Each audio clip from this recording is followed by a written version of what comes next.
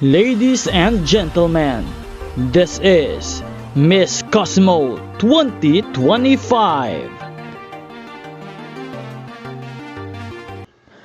Magandang araw pageant lovers!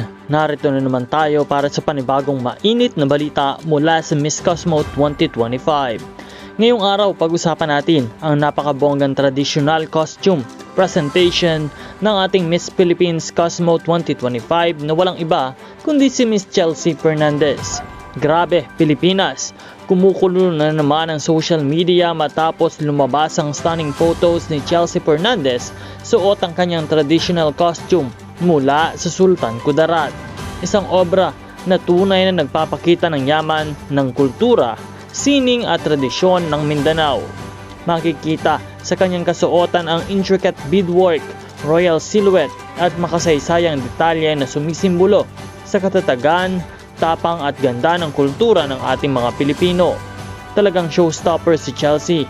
Bawat anggulo, bawat posing, puro lakas at elegance. Hindi lang ito simpleng costume. Ito ay isang cultural masterpiece na ipinagmamalaki ang diwa ng pagiging Pilipino sa isang international stage.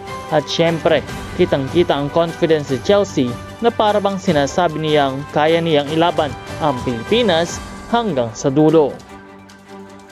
Kaya naman mga kapageant, patuloy po nating suportahan ang ating pambatong si Chelsea Fernandez sa kanyang laban sa Miss Cosmo. Patuloy din po natin siyang iboto para sa People's Choice kung saan automatikong papasok sa top 10 ang mananalo. Sa ngayon ay patuloy na nangunguna ang ating pambato sa botohan. Kaya't maraming salamat sa lahat ng patuloy na sumusuporta. Maraming salamat din sa pag-subscribe at patuloy po tayong magbibigay ng mga update para sa inyong lahat. Magkita po tayong muli sa susunod na video.